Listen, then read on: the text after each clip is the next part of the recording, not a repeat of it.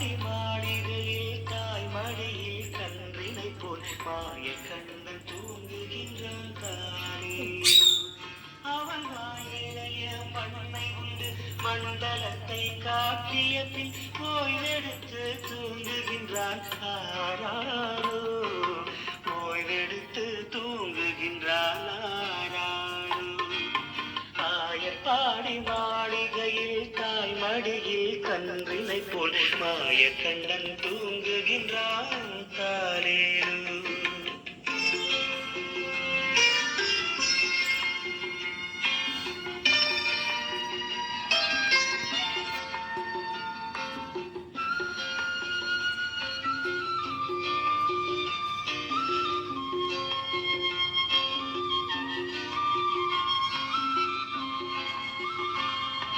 பின்னலிட்டு கோபியரின் கன்னத்திலே கண்ணமிட்டு மன்னவன் போல் லீலை செய்தான் தாலேலோ.